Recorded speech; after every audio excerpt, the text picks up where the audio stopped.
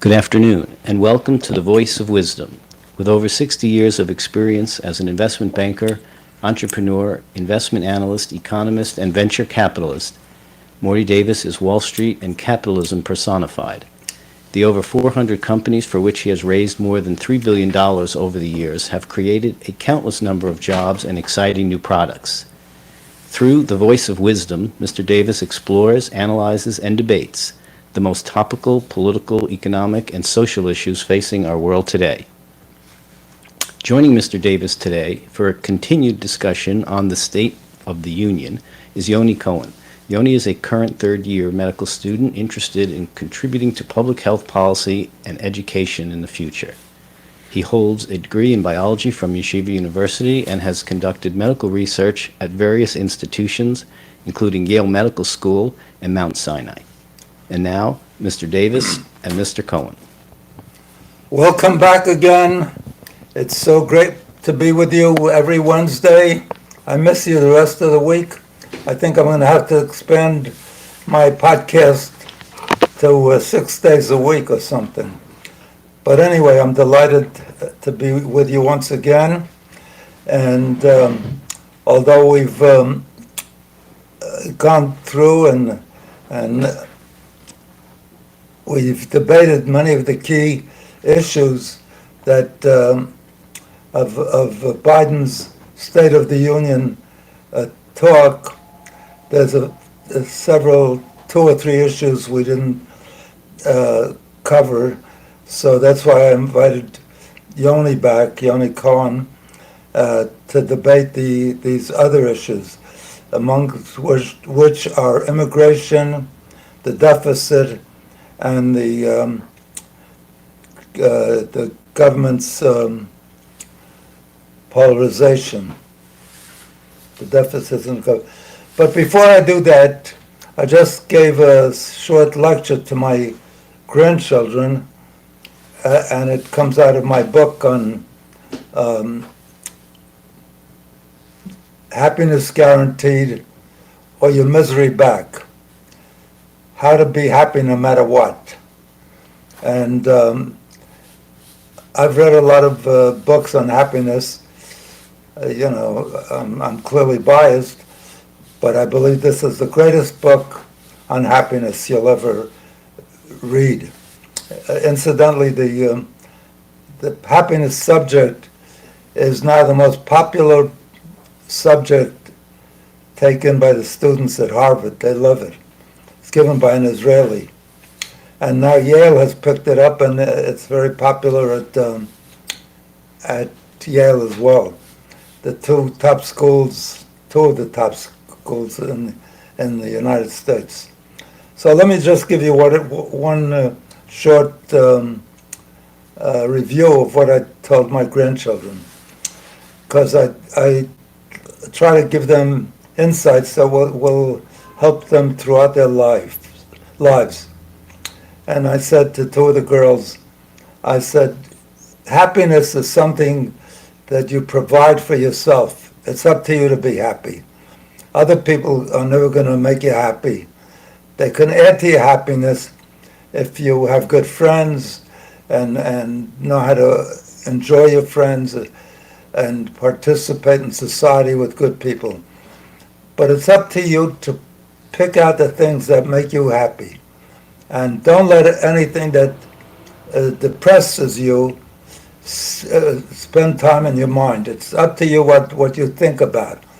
So anytime you think about negative things, switch gears quickly. Don't tolerate negative thoughts, because that'll depress you. Unfortunately, we all tend to spend a lot of time on things that in our minds, on things that depress us, such as what should have been, could have been, failures, disappointments, and even the most heinous experiences. You have to deal with and remember what King Solomon said, this too shall pass. So when if somebody, for example, loses a child, some mothers go into a mental state. They wind up in mental institutions. Their whole life is ruined. And others, it's a horrible experience, and the scar never leaves any parent. I can't think of a worse experience than that in life. So, how do they deal with that in the most constructive way possible? They set up a cause, a foundation to cure cancer or heart disease or mental problems or all the things that are burdensome for human beings. And as a consequence of that, they have fundraisers and parties, and they're inspired by that cause in memory of that child. So that's the worst of the experiences I could think of. Even there, if you say, I'm going to move on, things are going to be better, I could never replace that child, but I want to continue having fun memories and do something in that kid's honor. And so we all allow negative thoughts to occupy our minds, to infest our minds. And what I tell them is, if you went to a vacation, went on a vacation, and you had a miserable experience, you'd never go back, right? And they said, no, they wouldn't go back. What? Don't go back to negative experiences in your mind. Don't allow. The good thing about the human mind is it can't think about more than one thing at a time. They may be able to chew gum and walk across the street at the same time, but they really can't think of it.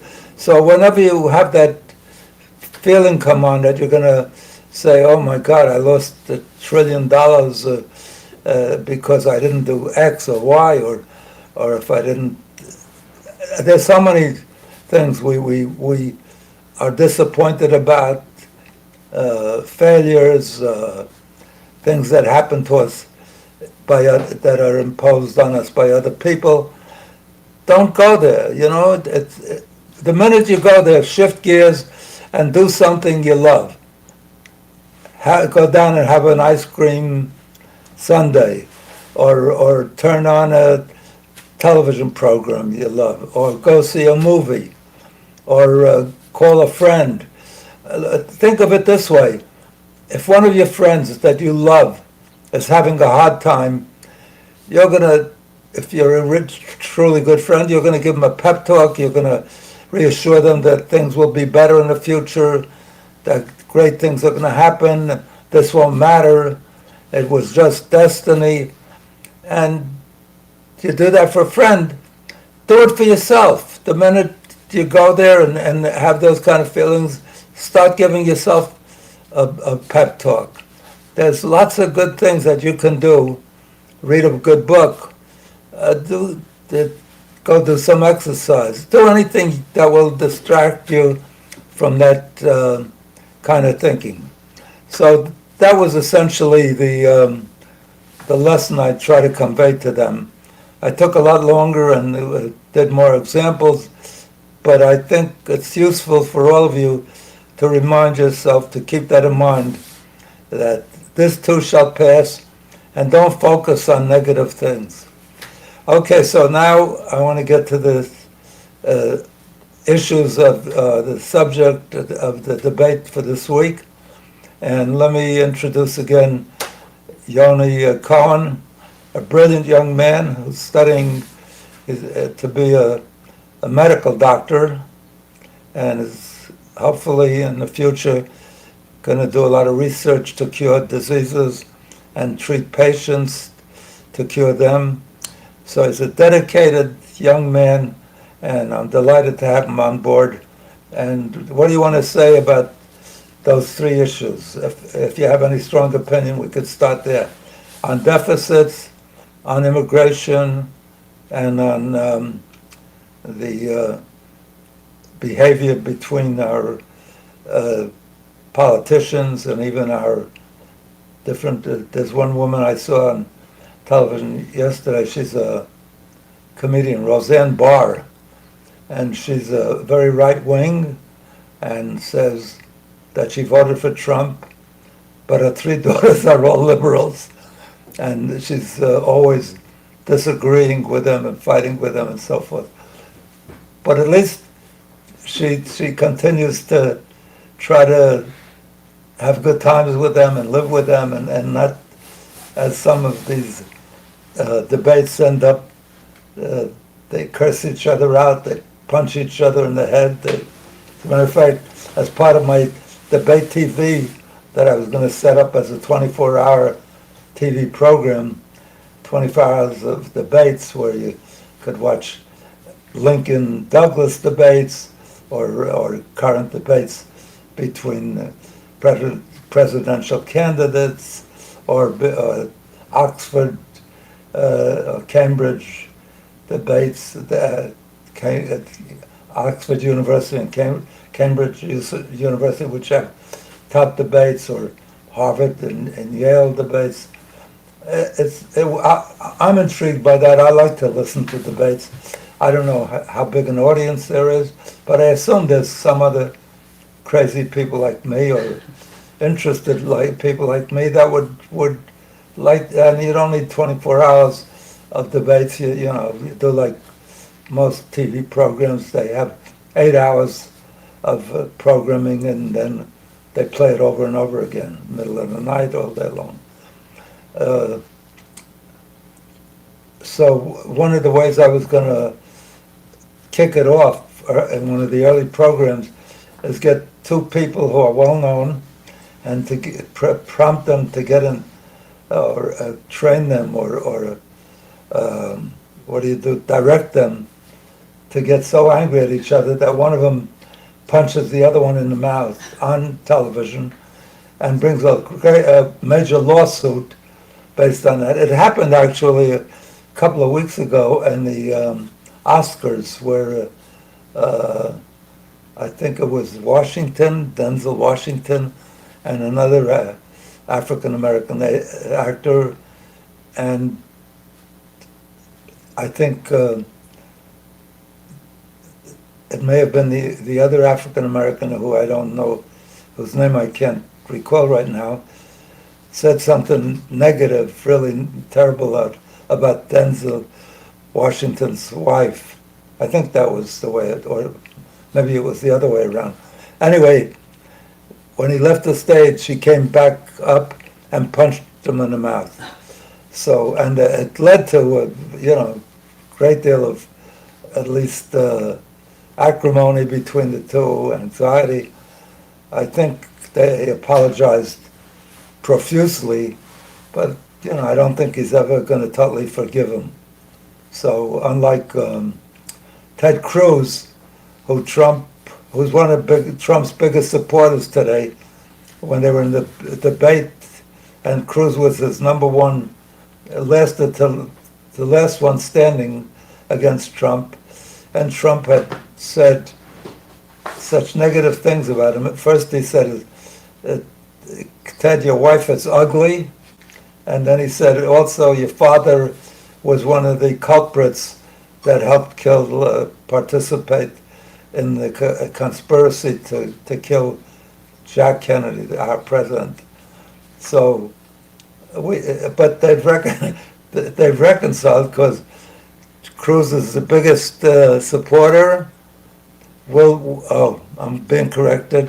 Will Smith, not Denzel Washington. Will Smith, a great African-American actor, black actor, punched is he the one that punched? What was the name of the other guy, do you know? Chris Rock, comedian. Wasn't so funny. Okay, so let's hear the three things again that we didn't cover adequately. It's government polarization between the Republicans and the Democrats in their daily enactment of their legislation and their attitude towards each other. Instead of cooperation, They always refer to uh, Kennedy and Orrin Hatch, Ted Kennedy and Orrin Hatch, who were the opposite end of the political spectrum. Orrin Hatch was from Utah, Mormon, very, very conservative. A good friend of mine, too. I loved him. We took him to Israel, and he stayed friendly throughout his life. He only passed away about a year and a half ago. And he danced with my wife, and he sent me songs he wrote all the time. And Ted Kennedy, who was a super liberal, nevertheless, they were best friends. And on the Supreme Court, Ginsburg, who was so super liberal, and Scalia, who was the other extreme, and they were best friends. They went out together, they vacationed together.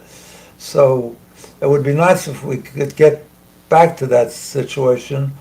At the in the State of the Union message, Biden appealed to his Republican legislatures and those that will be running for office, presumably, but presidential office, to be like those people who were in the past, that they got along well, they fought, but then they made up, that they cooperated on legislation, as opposed to what McCarthy, Kevin McCarthy has articulated, and a lot of others on the Republican side have articulated, and that is the main role, the main objective for the next 2 years is to malign and abuse and vote against anything that Biden is for. Sorry to dominate your time. You gave a fantastic introduction. First of all, it's a pleasure to be back. And second of all, the message of happiness that you shared with your grandchildren was very inspirational and special and very powerful. And I think there's a lot of unhappiness in this world. And more than the cool products you've created and the jobs you've made and anything else you've done is the message of happiness that you spread. And that really changes lives. That really takes people from a place of darkness and it brings them to light. And in a few moments, you really give a person a fresh perspective that sets them on the path to success. The only one I always made miserable was my wife. but I heard a rabbi some years ago when I went to lectures, and I don't like to listen to lectures generally, but they were so brilliant and had such a good sense of humor that, and there were several at one time. We went for a weekend, mostly on all day Saturday, and there were several one time, and I wanted to go to 2 or 3 of them, looking at the subject and knowing of the lecturer, of the one who was delivering the lecture. And one rabbi taught me, and it goes for every man, if you want to have a happy marriage, the first thing you do every morning, remember this, all you men that are listening, the first thing you do every morning is say, sweetheart, I'm sorry. The first thing when you get up. You don't have to say anything more. She'll figure out at least 40 things you should be sorry for.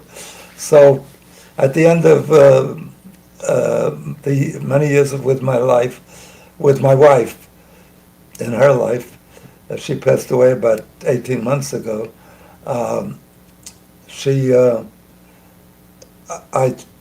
did exactly that, and she appreciated it, and it started off on a good track till later in the day I reverted, but I had more to apologize the next day.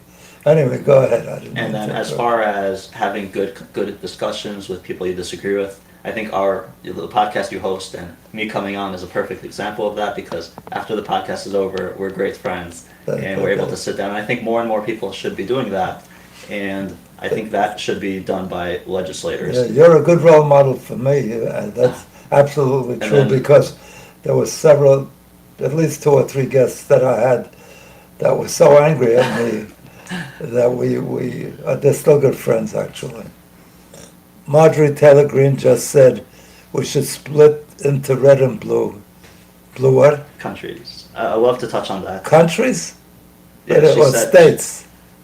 she put out a Countries, tweet oh. saying that the red states should form their own coalition No, but with he's saying country. She said countries. 2 different countries. Well, we want to make the Before rest of the world so polarized. Before we talk about that, I would just say I would never get in a fight with you because you grew up in a tough neighborhood, and I don't know if I could. I don't know if I'd survive that fight. I got a lot of beatings. So you know how to give them. You know how to give meetings. As far as I'd love to talk about the polarization, but we can talk about polarization or immigration because we just got the prompt of Marjorie Greene's tweet that's kind of in the news today. We can talk about that. So there is a difference between. Tell the audience who Marjorie Greene is. She's a Congress. Provided they, assuming Marjorie Taylor in case Greene they don't. is No. a state representative on the Republican side. I believe she's from one of the Carolinas. Georgia. Okay. She's from the South in Georgia, and she is. A member of the House of Representatives. She's a member of the House of Representatives. She won her re-election this year, I believe. She proposed a tweet, and this has been proposed by many other conservative commentators as well, but it's one of the first times that it's been proposed by a House of Representatives congresswoman, or congressman for that matter, is that there's too much dividing the red and the blue side, But the she's conservatives and the liberals. just to give you a more broader or a more comprehensive view of Margaret Greene. She made many racist remarks. She made many anti-Semitic remarks. Mhm. So she doesn't. She's an equal opportunity abuser. Right. So if you want to talk about making racist and anti-Semitic remarks, you can find that in members of both parties. So I don't think that No, disqualifies but- what her words necessarily. Not as outright as she is, and persists. A lot of others have made similar remarks. So They generally are smart enough, even politically, to apologize. no, I think that's incorrect. I think it's the opposite. She actually apologized for her anti-Semitic beliefs of the Jewish space laser and Did laser she? and the Yeah. Rothschilds. Yeah, she Yeah. apologized. She said, this was a very silly thing to say. There's no basis in reality for a Jewish space laser, although that would be awesome to have. Right. I'm not aware of any. Do we know any? We don't know any. It would be a cool project for us Well, to. what's a space laser? It I sounds don't like it's even something know that what would be it is. useful to take down some balloons, take down some satellites, but we don't know what it is. A Jewish space Laser, yeah. The one who shoots the laser. I guess we. No, because Israel has prepared They have a they actually have a laser. instead of The Iron Dome. instead of those missiles that Yeah. shoot, and the missiles cost maybe $100,000. But they've been talking about it for years. I don't know if they've really exercised it. I don't think it's operational yet, but they tested it and it's been Yeah. successful. It's just a matter of using that electricity in the most efficient way and producing it and scaling it up. So she apologized for But those those would statements. cost about $20. Yeah, each. it would be a great alternative to wasting a lot of money Yeah. on shooting down Katyushas that aren't expensive to make for Hamas. Right. As far as, so we're going to put aside her statements on race or So anything she else must because be- we want to talk about her tweet, That's the one thing she might be right about. the Jewish space laser. Yeah. Well, let's talk about her tweet. If she suggests that there's enough dividing us where it's just better for the red states to handle their own business and create their own country, and for the blue states to handle their own business and create their own country. What do we think about that? I think it's not a bad idea to consider because you can't force You people want to to break? You disagree. want to break up the United States? I don't want to, but I think No, you're advocating that we I'm should follow advocating- her suggestion. we should ask the. And we should endorse that. No, I think the way. Well, if you want to ask my opinion, I think the way we should go about this is as follows: we should ask the Democrats and see what they're willing to compromise on, and then we ask ourselves, what are we willing to compromise on? And if we're not willing to compromise, then we should go our own ways. That's probably the best way, because it's not fair for me to force you how to live, and you shouldn't force me how to No, live. but nobody's forcing anybody. Just because it's a red state, we're not forcing the people in the red state to live a certain way. When we're a democracy, and Mhm. hopefully, even though often you don't realize it's a democracy because it's the donors, the big donors. So what if that- the red states want to, they say, enough with the donors, enough with sending money abroad, enough with all these crazy amounts of the red defense? states would never Let's say say, that. let's say, okay, let's say So the it's the purple opposite. states. The Let's red say, states, all right. the red states passed the law. So let's say it's the blue states who say Just let that. me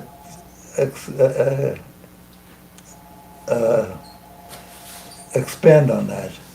The red states, mostly the Republicans, and the Supreme Court, at the urging of the Republicans and the appointees of the Republicans, passed a law that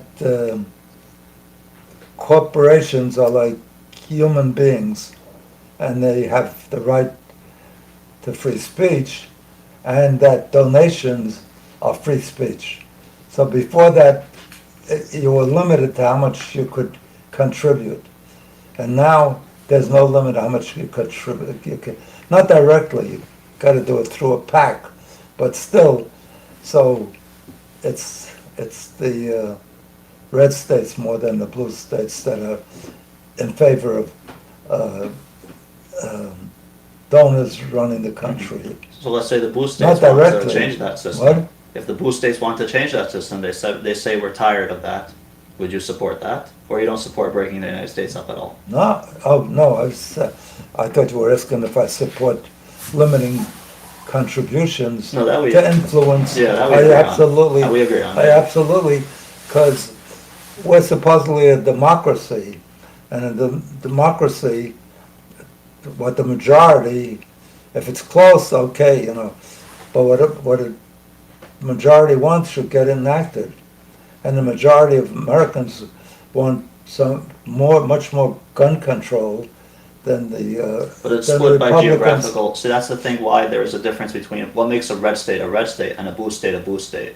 So there are differences in geographical areas, for example. The coasts happen to be much more liberal than the Midwest and the South. Right. So what's being proposed is, again, I'm not saying I'm in favor of it. I think the Union should be kept as long as possible, as peaceful as possible, because that's in everyone's best interest. A strong United States is better for the red state, it's better for the blue state, and we should all live and be able to live in any state we want and be able to Yeah, but have a you're- prosperous country. Your proposal is inciting a new civil war. It's not. That was a war we lost more people on than any other. I'm not proposing. No, it. you're I saying, don't agree with that. I'm you're saying that there should be Texas should be allowed to quit But that's the United States and California. in a peaceful should way. stay- Sure, peace. I want peace. That would Why would that? that'll never happen in a peaceful way. The South said, you know, we'll go our own way and keep slavery. What are you interfering with our? And it's not going to happen peacefully. I mean, look what happened with Ukraine. It's up to Ukraine used to be part of the Soviet Union, part of Russia. And if you listen to Putin, he says that was the greatest disaster, the greatest wrong in the 20th century, breaking up what was Russia before. Mhm. So he wants to just get Ukraine back, Mhm. and there's a major war. Yeah. And we're the major, we don't stop. Today he just promised them another 6 billion or something, 5 billion. I said it's up to $100 billion now that is given to Ukraine. When we have a big budget deficit and have no Absolutely. way, we haven't figured out a way, we're going to deal with deficits, but we haven't figured out a way to reduce the national deficit or to reduce the annual deficit, the national debt, or the. I absolutely agree with you. I think that leads into immigration. I think we'll just go down What kind that of route. debate is this with you agreeing? Well, you're gonna disagree with me in a second. I think when you say that we can't, when Biden, for example, says we can't agree to Republicans' demands to build a wall and secure the border because we don't have the funding to do it, and I disagree completely. I think he clearly shows he has the ability to send funding anywhere he wishes, anytime he wants. So I think funding and securing the border is a very simple issue. No, Just not to create, necessarily, because he said he wanted to forgive student loans, Mhm. and he couldn't do it. so He said he can't do anything. He could do a lot of things. he can't. Okay, let's talk about immigration. Let's get into the discussion on immigration. So in order to run a country, you have to look out for the welfare of the citizens. The country is like a household. The father has to look out for the children of the household. He's not worried about the neighbor's children. His obligation is to take care of his family. So everything that comes out of the United States government with regards to border policy and immigration has to be done with the benefit of the American citizen in mind. That's Do we true. agree? We agree on that. But, So- but remember, every one of us is an immigrant, except for the original indigenous people. Indians. Right.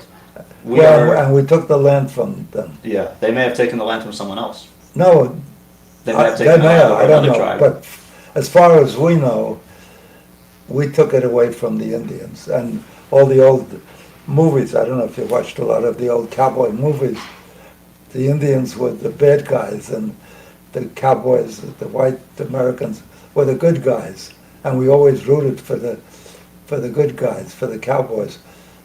But it was, so when we don't understand that that Russia wants to recuperate all its citizens, not recuperate, recover all of citizens, I can understand that, especially since they got no benefit from breaking up. I told you last time that the minute it broke up, they asked to join NATO, and instead we Who has to join NATO? Russia, and they didn't accommodate them. Certainly, we know that, and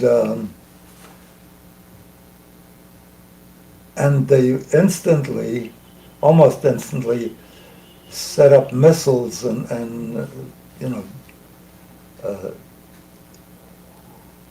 what do I want to say? Terrible. So it's true that exercises were conducted.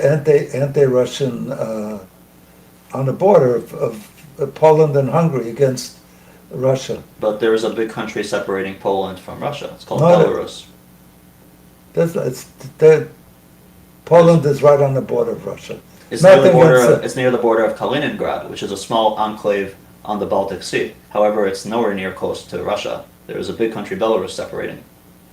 They run trains all the time from Russia to Poland. They must pass through a third country. I don't think so. I believe they're right on the border. We'll have to look it up. Yeah, but that's ascertainable. we'll have to look it up. That's definitely something we can take a look at. What they always say is you're entitled to your own opinions, but not to your own facts. So I don't know if we're dealing with facts here. They're looking it up right now. What? We're looking it up right now? So we see there's Poland, Ukraine, and Belarus. I'm almost certain that Poland is on the border. So it shares a border with Kaliningrad, which is that small little purple enclave that's part of Russia.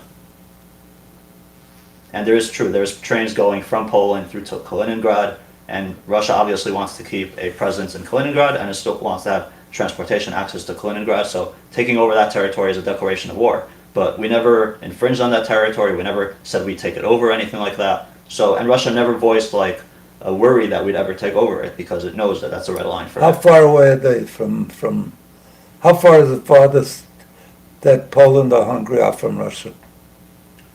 Based on the scale it's hard to tell from the scale of the map. Just so the audience follows along, we're looking at a map of Europe, and we're trying to determine the... The audience sees the map. Oh, they see the map. They can see the screen. Perfect. No? No. Oh, I thought Well, they'll they follow see along. you and I, and They'll follow along. now the maps are replacing our pictures. It's got to be 500 miles. 500 miles. So when it comes to immigration, I think just to talk about the State of the Union, just to bring it home to the State of the Union, I have a list of things that the Biden administration did as soon as it came into office. They repealed a lot of the Trump-era immigration policies, and we actually have an article here provided that on February 21st, which is today, the Biden administration rolls out new asylum restrictions that mirror the Trump-era policy, and it reversed its earlier approaches after it realized how failed it was at restricting illegal immigration to the United States.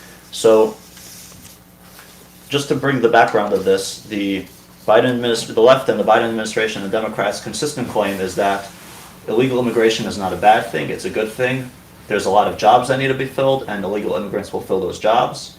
And there's the fact that there's more crime and there's human trafficking and smuggling going on at the border is inconsequential to them.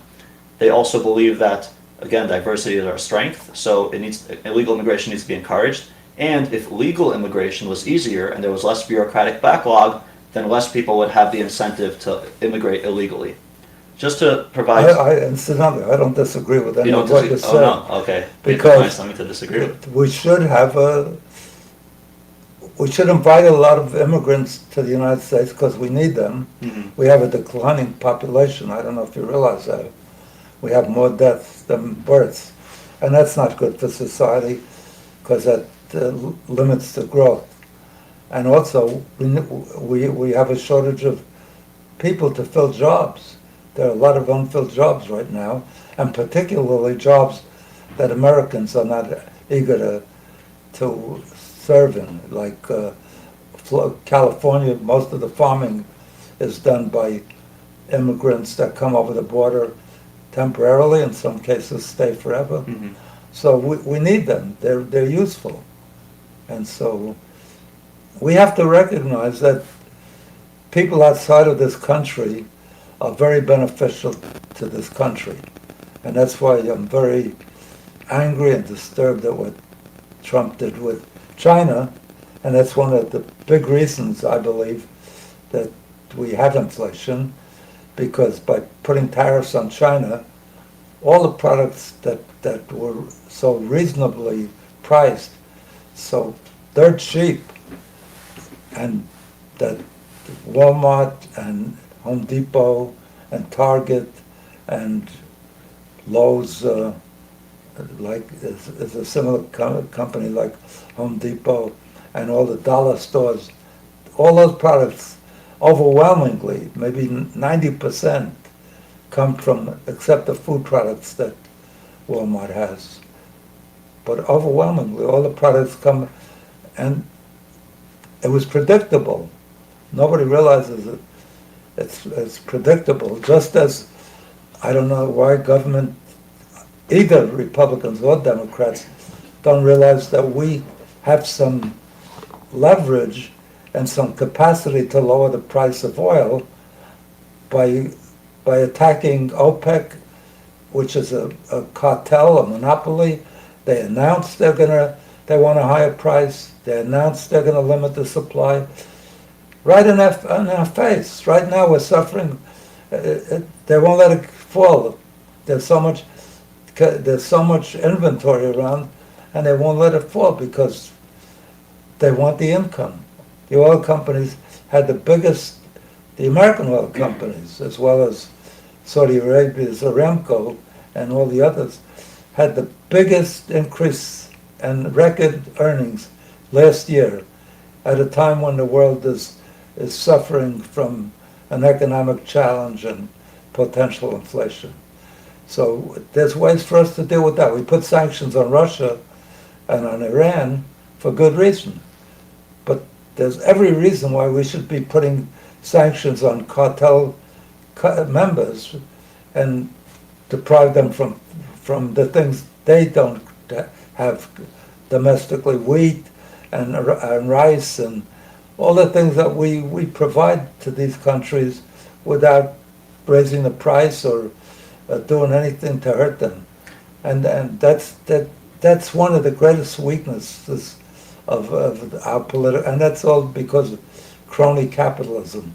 Because Saudi Arabia, look, when the Trump administration, when Trump lost finally, both Jared Kushner and the Secretary of the Treasury, what was his name?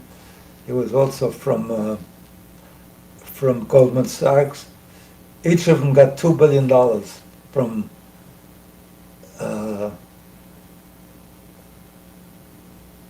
from Saudi Arabia. In exchange for? No, to manage, they get, when they manage it, they get 2% for managing, generally, they could change it, but it's generally 2% for managing it, and then 20% of the gains. This is from oil. Or why would Saudi Arabia be giving money to Jared Kushner if he's part of the United States government? No, Jared Kushner runs money. It's like it has a fund. So it's private business. Fund, yeah, Private business. Yeah. After they But left. he's the beneficiary. True. And the same with, what was his name? The Secretary of Treasury under Trump. Was it Steve Mnuchin? Mnuchin. Not Steve. Was it Steve Mnuchin? I believe so. Mnuchin, that's the guy. Mnuchin. Got 2 billion. So it shows you, people with immense power in government play up to the guys that are hurting us instead of and they influence the president and the legislatures, and so we don't start up with the cartel that's raping us. Nobody's doing more damage to the American economy over the years than the cartel. It's the biggest external tax in the history of the human race, because it should have been, over the years, the most it should have ever been is $25, because there's more oil. They always used to, when I was a kid, they said they have a 12-year supply of oil. Mm-hmm. I assure you, I'm around more than 12 years since then, maybe many times 12 years, and they got more oil today than they ever had in history. The world's floating on oil. So if that's the case, that the government should be looking out for its citizens' benefit, and it doesn't. But like we see in immigration, that the And that's government... both sides. That's both. Yeah, there's both sides as Red far and as... blue. But I think the They're Republicans... both purple. The Republicans are much more, when it comes to immigration, they're much more consistent with what... They articulate the vision much more of what they would like to see. They would like to see a secure border, no illegal crossings, are reduced to as little as possible. People who overstay their visas should be sent back. And there should be a legal pathway that's merit-based. Yeah. There's That something was- called chain migration. We accept people from many different countries. In general, we accept close to, I think it's capped at around 1 million people per year. Trump introduced chain migration because he put a lot of them immigrants in chains and took away their infants. and No, their little children. that's No, not but true that at was- all, because That was genius of Trump to come up with this vision that people resent immigrants, a lot of particularly the blue collar, and thinking he convinced them they take away their jobs and they commit the crimes and so forth. But that was brilliant, and it was even brilliant that he said, he promised that the Mexican government would pay for it. I was still waiting for that payment. So, as far as the... But I agree with you, and especially what we do at this service to our country is the whole world sends their brightest students to the United States to get advanced degrees, PhDs, the very guys that go back and develop technologies for other countries. Mhm. And we should give them instant citizenship, or at least a path to citizenship within a few years, so we could keep them here. Oftentimes they're sent here by their own home country. So their home country has a vested interest in them returning to their country to teach them everything they learned during their time here in the United States. Many of them... So if they decide to stay, they'll come and kidnap them and take them back, or Are you suggesting that they break their agreement with their home country? They may be very loyal and patriotic to their own country. No, look. They may not want to stay in the United States. But many of them come voluntarily of their own volition, and the country doesn't necessarily pay, or even where the country pays, I don't think they enslave them in that manner, that you have to come back. They'd like them to come back, and they're always talking about the brain drain.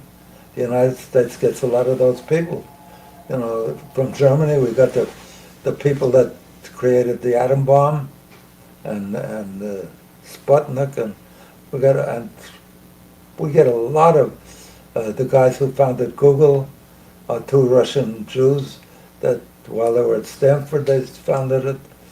So a lot of foreigners are instrumental in a major way of helping this country, and those people should definitely be invited and become allowed to have a fast path, if not instant citizenship. And the people that we need desperately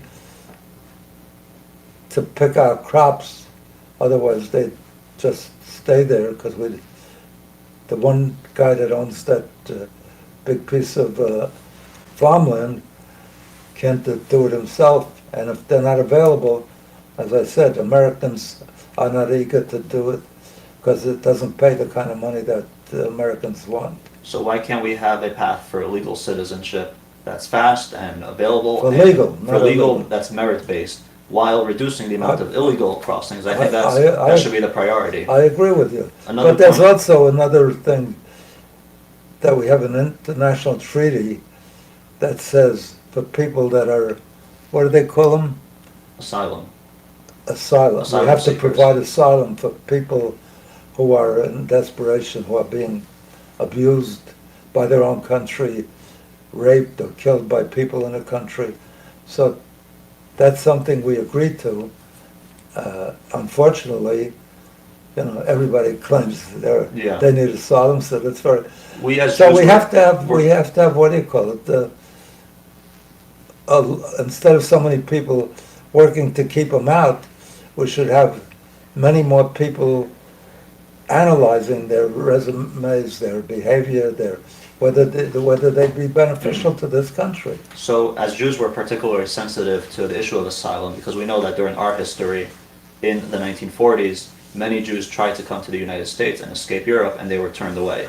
So we know how important it is. Even the United States The United States turned away. turned away to St. Louis. The St. Louis, the SS St. Louis was turned and sent back to Germany, where many of them perished. And no other country would take them. Yeah.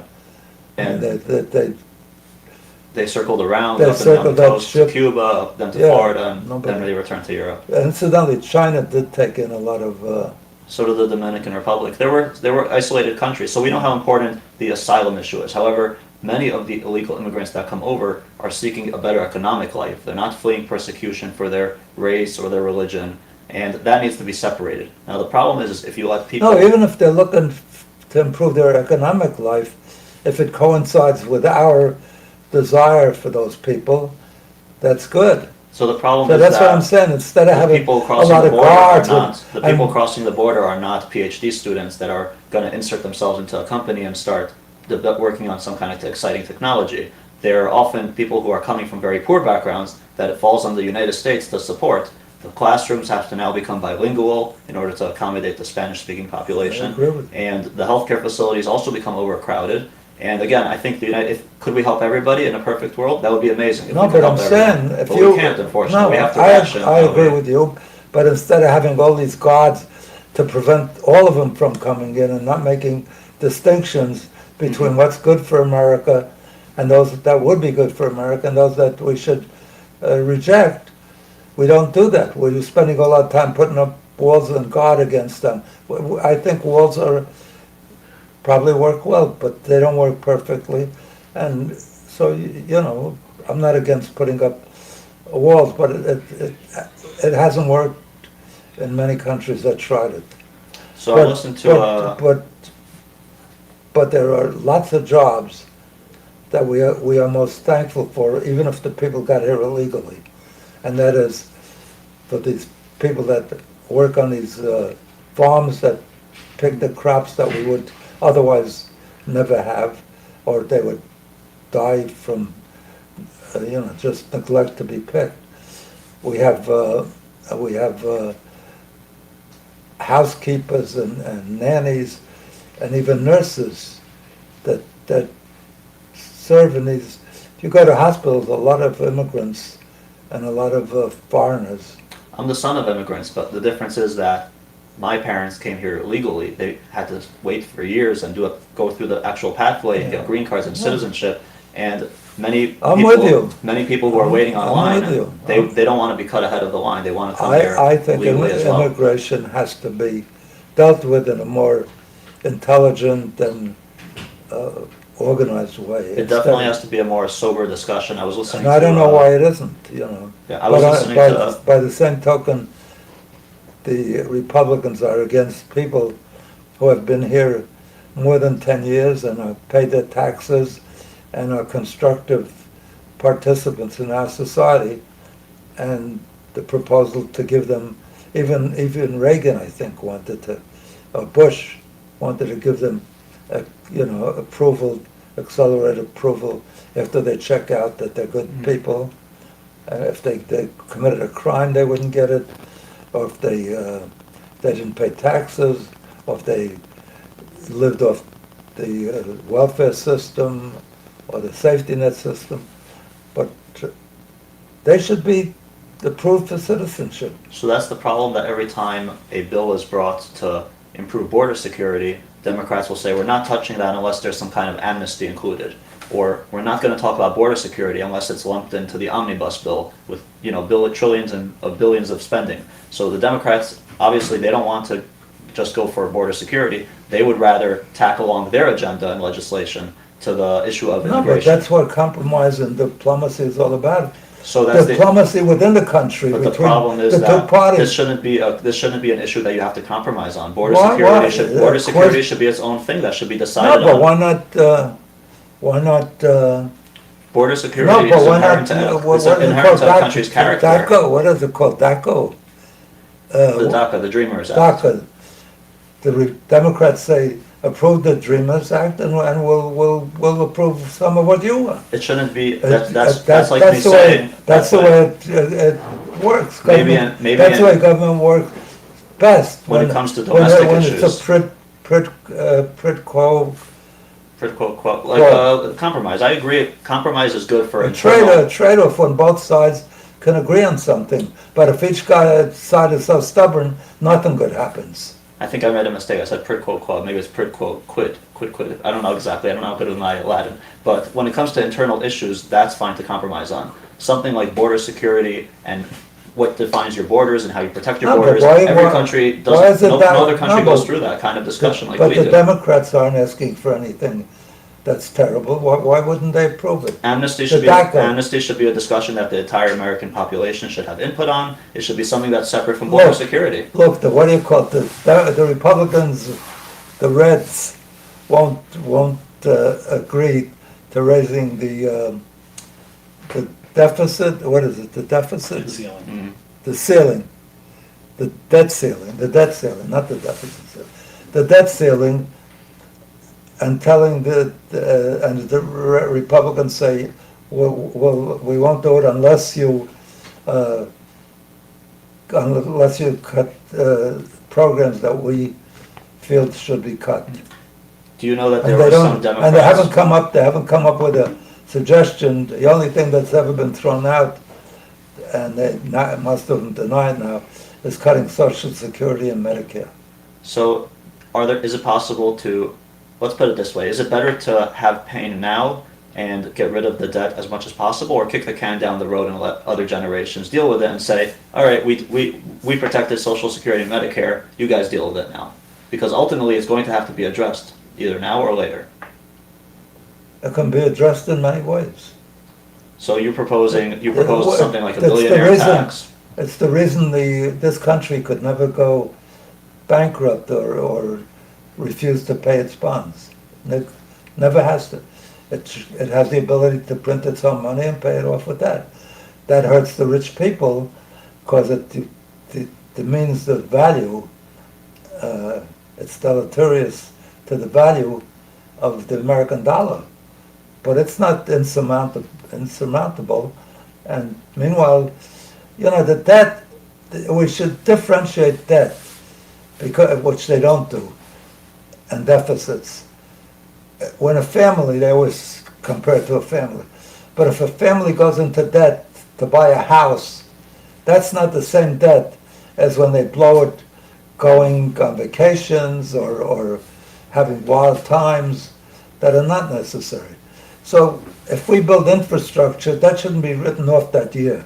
It should be, just like businesses do, it should be amortized over the life of the product, of the asset. And we don't do that. With the year that we build it, it's a write-off. So it exacerbates the deficit when it shouldn't be exacerbated. So making the deficit, it certainly improves our, short-term it improves our lives, and it deals with depressions and recessions, because the government becomes the last resort of spending when people are cut from jobs and have no savings. If the government doesn't step in, then you have a major depression. So it's used for good things, and the proof is they don't talk about cutting defense spending. They don't talk about cutting, I don't know, what else is that the Republicans love. I don't hear Democrats talking about cutting spending either. I don't hear them talking about cutting spending to the defense budget either. No one is talking about I know, areas but where you can trim. I disagree with the Democrats on that score too. You know. So, Or I would keep the same deficit, but use it for medical research to cure cancer and heart disease and Alzheimer's, all the things that we're going to suffer on the true defense. Not the defense, none of that's going to kill us. And not only that, we become a big bully in the world. We want to impose our values and our we shouldn't. There's no reason why we should be in Ukraine. Not in my book. I think we're in for some rough times ahead because of how committed the administration is to various global projects and different agendas here A lot stateside of and abroad. Americans now, I think there was like 65% or something approval support for funding Ukraine for their war and for their war materials and for their ammunition and for everything, and for helping to keep their infrastructure decent or their.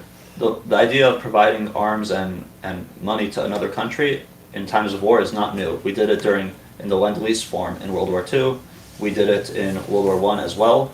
And at a certain point, what's going to happen likely is... Well, we had a major interest in the Second World War. So... The guy was a bad guy. He was absolutely a bad guy. I'm saying I'm But it's not a against new all concept. wars, except if a guy like Hitler comes along or some guy that's really bad. Right. Then we should. I don't know what the UN was set up for. I thought that was the role of the UN. It was going to prevent all wars. No, I agree with you. I agree with you. It should be reserved for a real bad dictator, someone who is totally and we should an and the existential UN threat. should be the one that oversees that and deals with that. And so all the countries that are members of the UN should contribute to a force, a military force, that the members of the UN vote all together, and if a majority vote for, or two-thirds vote for going after some country that started a war, that would at least I don't know if I authorize. would like that. That would mean a be lot what- of countries against Israel. I don't trust the UN in that matter. Well, Yeah.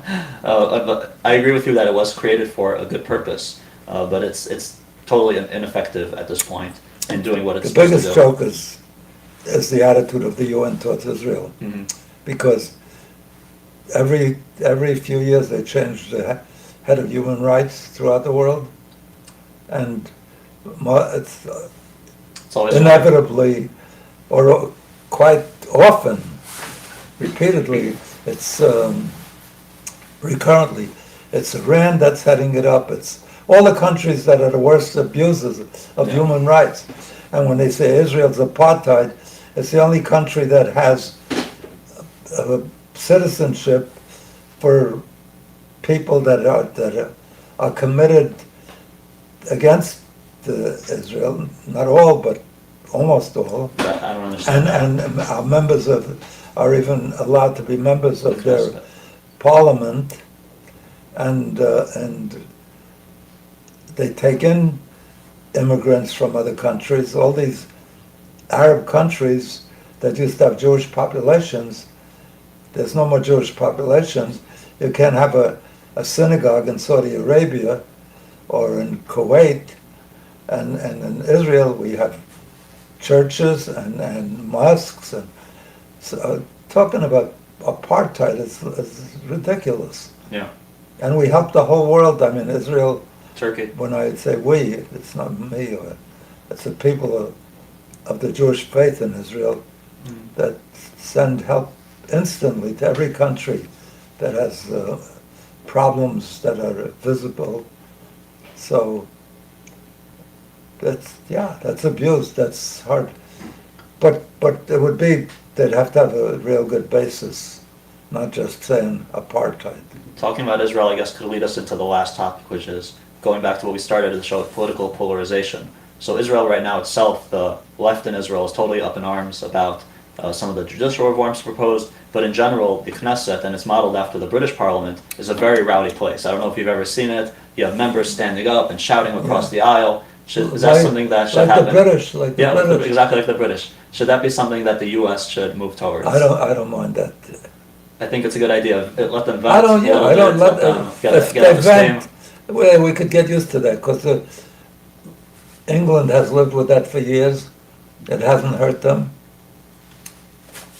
As a matter of fact, I like the British system for its political design, although that kind of system, as is evident in Israel and has been in France and even in England recently, you get a change of government every 2 weeks because if a majority disapproves of the guy in power, they have a new election or they kick him out.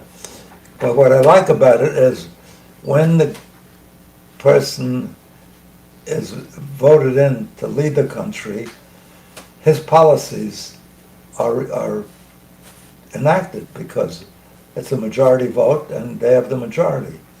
So if that was so in this country, if the Democrats got elected, they would pass gun control laws, or they would pass laws that they advocate. Maybe not ones that you love, maybe ones that I don't love if the Republicans get elected, but at least the majority is chosen. The problem I have with that system is that you're often choosing, you're voting for a party, but that party selects which of its members will be in the actual parliament. Yeah. So you don't have direct influence on who gets chosen. So oftentimes you vote for a party, but you're voting for a party line. Yeah. The individual member may change his mind. That frequently happens in Israel, where someone will disagree with his party all of a sudden and then back out, and the coalition's in shambles. I like our system better because you actually you put your name down for the person to actually represent you in Congress. I agree with that too. I think we should know who's going to be chosen. The problem is that there is only two choices. So there is something called the Yoni Party in Washington, where the Republicans and the Democrats in Washington will kind of all work in this little swamp where, like you said, there's influence of lobbying money, there's influence of industries that kind of pay them off and have them vote a certain way, and the American people send them there to accomplish something for the country, abide by the Constitution, and that often doesn't happen. Yep. We're almost done. Is there anything else you want to attack me on, or you've been very nice today? Today, I've been in the spirit of today's discussion about political polarization and such. I decided to keep it civil. Well, you did come up with an idea that is somewhat frightening to me and rambunctious and wild, and that is that we should separate the states. Wouldn't it be the better United States by red and white and blue? Blue. Wouldn't it be better to be in a country that does everything you wish for it to do? It's kind of, you vote for the people and they end up. Wouldn't you want to live in a country that has gun control, that has limits on spending? Yes. So make your own country like that.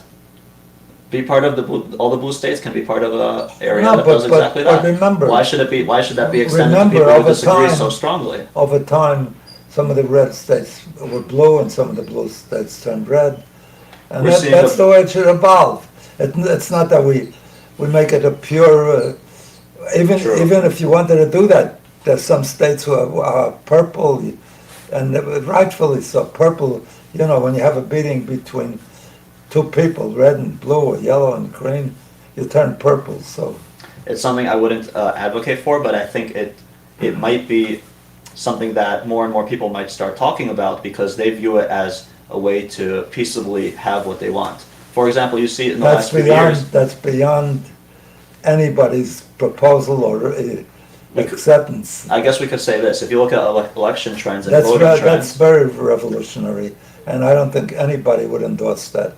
I don't in this endorse country. it. I don't endorse it. You're saying we should I'm we floating the separate idea for the sake of the discussion. Oh. It's nothing personal. No, It's you not my proposed personal that, you said opinion. we should separate Just for the the sake of the discussion. Okay. This is on the record for the sake of the discussion. The United States is as bad as it is. It's like Winston Churchill said, it's the worst of all systems, except as compared to all the rest. Mm. You know, it's definitely imperfect. It's not a knock on the system. It's a knock on the values. A lot of beliefs, It's the a lot of system values that and beliefs have been changing in this but country. that's the system that But lets it's it not evolve. it's not a government system. It's an educational, social, cultural system that's pushing people to different When you extremes. say the system, the whole democracy and capitalism, all of it, it's all inclusive. But it's And it's resulted in in what two we have different today. sides, in two What different we have sides that are today. moving farther and farther apart from each other. For example, if you take two sets of parents,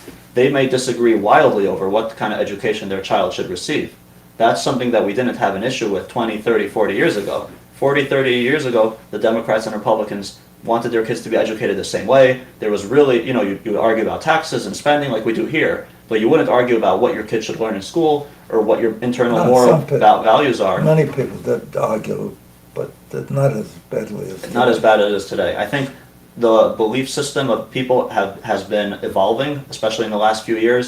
Also, the voting trends are showing that conservative states are getting more and more conservative, and Democrat states are getting more and more Democrat. As you see that there's for example, in New York, a lot of people have left New York to go down to Florida, to go down to Texas, and as a result, New York, Lee Zeldin could have won the governorship had all those people stayed, but they decided to make a red state even more redder. There's always been disagreements between the two sides, but it's never been as bad as right now, maybe during the Civil War, and it's attributable to Trump and his behavior and his I disagree. policies. That's ignoring everything that happened during the Obama administration. When I was very friendly with Trump, he was at the other extreme. He backed Bill Clinton, he backed Hillary, he contributed, not backed, he contributed to them. He was in favor of free choice. Now he's against abortion. Diametrically opposed of what he came to. And he touched on something that appealed to a vast I don't think number of Americans but I think who that's the felt mistake where neglected, people. who felt they weren't getting a fair shake. So I don't think it was an appeal. It was people felt like he represented their voice. This was something that the belief that's what that I they had. said. That Yeah. Okay. he felt that he touched something that got him elected. Agreed. I think he wouldn't have got elected if what was his name, Comey, didn't 3 weeks before the election open his mouth wrongly, and then before the election he said no, she didn't do anything wrong. But So do you think that President Biden wouldn't have been elected if the revelations about his involvement with China and the Hunter Biden laptop story wasn't hidden by the intelligence agencies and Twitter? we don't know yet what We know everything was verified in there. Who said? Well, for example, many intelligence agents. Well, let me just provide the background No, for the the audience. Republicans are going to now go into it. That they're in control. Many they'll have committees that go into it. Emails came out But from the up to now- laptop up that to were now- verified. I don't disagree, but I'm saying it's not. You wouldn't if it was going to go to a jury. You'd wait. You know that the jury doesn't meet the next week. That's something wrong too in this country, because even when they give the death penalty, now they don't even give it. But when they gave it, the guy would live 15, 20 years because On of appeal. or because of all the machinations of the lawyers. Mhm. And this is somebody who maybe did the worst things, raped and stabbed and killed and the reason they cut it out completely now is they say when you give the injection, it's cruel and unusual punishment because he's sort of writhing. There's a guy that killed that had he's still gonna, if you keep him alive, he's still gonna play basketball in the prison yard, and he's gonna have friends there, and he's gonna enjoy some good meals, and he's gonna watch television and all those people that he wiped out. So I don't understand why there's such sympathy. they say, oh, because we sometimes killed the wrong guy, or you can't forego the good for the perfect. Okay, our time is up. It's been great being with you. Have a wonderful week. Have a great every day of your life. Each day should be better than the day before. I love you all. God bless you. Have a great week again. Bye.